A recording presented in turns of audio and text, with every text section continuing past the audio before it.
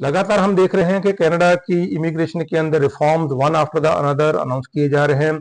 इस हफ्ते एक बहुत बड़ी अनाउंसमेंट कनाडा के इमिग्रेशन मिनिस्टर मार्क मिलर ने की regarding removal of 50 bonus points जो एलएमए के थ्रू पीआर के लिए मिलते थे। सो एक काफ़ी बड़ी न्यूज़ है ये, और इसका काफ़ी बड़ा झटका international students and temporary foreign workers को कनाडा के अंदर लगने वाला है।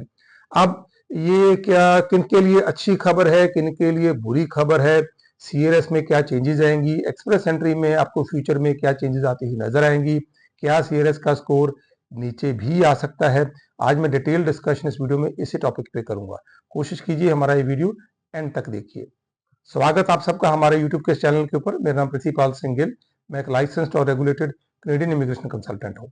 एक छोटी सी गुजारिश, इस वीडियो को शुरू करने से पहले अगर आपने हमारा यूट्यूब का चैनल अब तक सब्सक्राइब नहीं किया या पहली बार हमारे यूट्यूब चैनल पर विजिट कर रहे हैं, मेरी रिक्वेस्ट है जरूर सब्सक्राइब करें। हम बहुत तरह के informative videos specially regarding Canada immigration इसी प्लेटफॉर्म के थ्रू आपके साथ शेयर करते रहते हैं। एक बहुत बड़ा बॉम्ब शेल जो फेंका है immigration minister mister mark Miller ने इसी हफ्ते।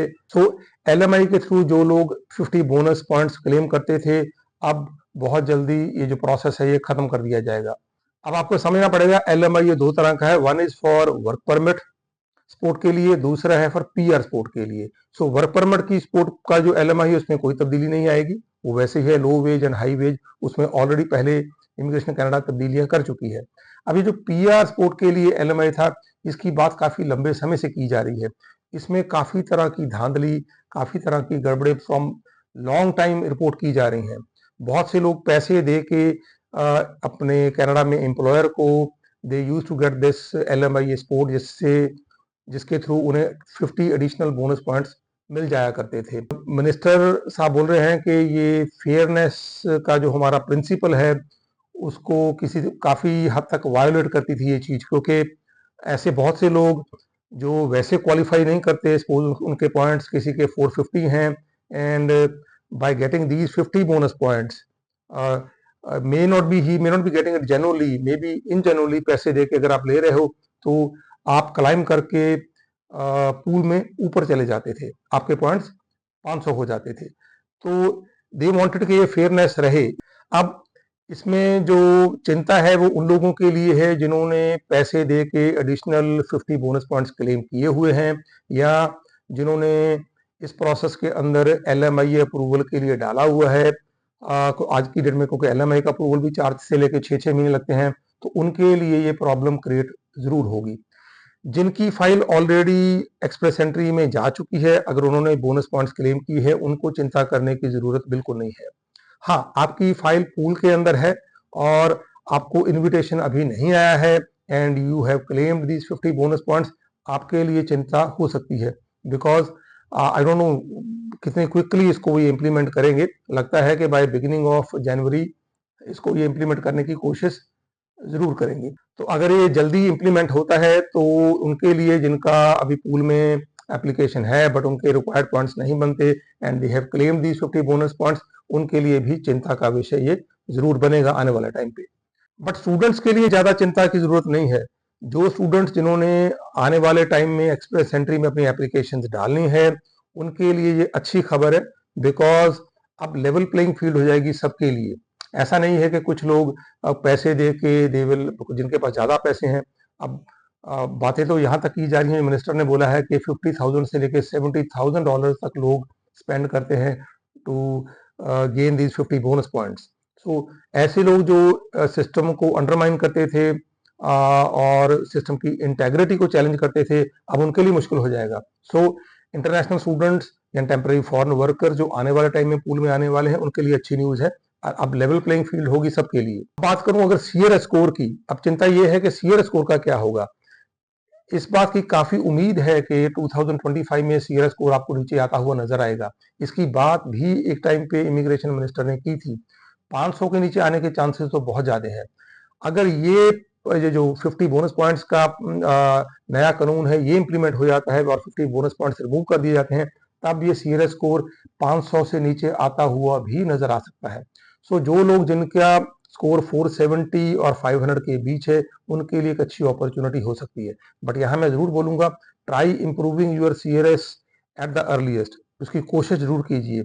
अगर आप आइल्स में इम्प्रूव कर सकते हैं, अगर आप एडिशनल लैंग्वेज टेस्ट फ्रेंच का ले सकते हैं, आपका वर्क एक्सपीरियंस एडिशनल हो जाए, so through all these things you can try improving your CRS।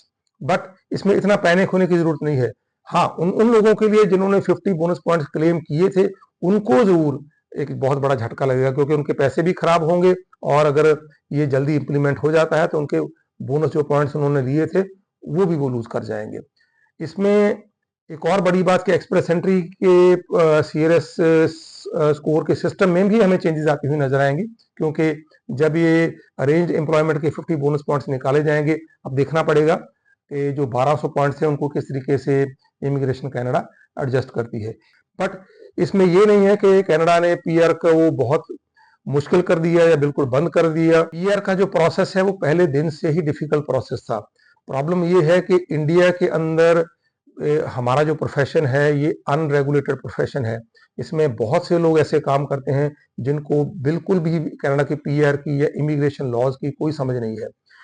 People simply go to Canada either on study permit और on temporary foreign worker visa.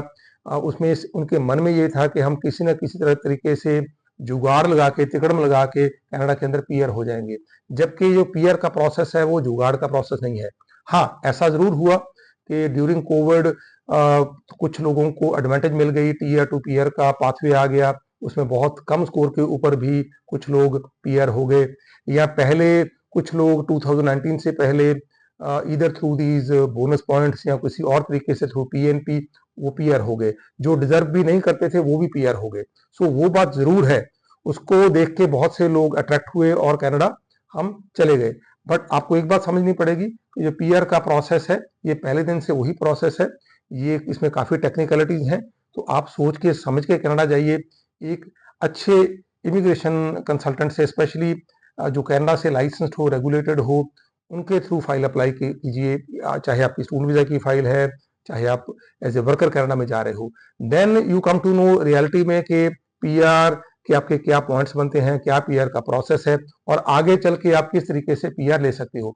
PR के आज भी बहुत से एवेन्यूज हैं, PNP के अंदर भी बहुत से चांसेस हैं, नए पाथवेज भी गवर्नमेंट ऑफ कनाडा ने अनाउंस किए हैं, 2025 के लिए भी किए हैं। और जैसे मैंने बोला कि अब ये लेवल प्लेइंग फील्ड हो जाएगी सबके लिए, तो CRS स्कोर नीचे आने के चांसेस हैं, और बहुत से international students and temporary foreign workers जो 500 से ऊपर स्कोर नहीं कर सकते थे, उनके लिए हो सकता है आने वाले टाइम पे बहुत बड़ी ये एडवांटेज हो।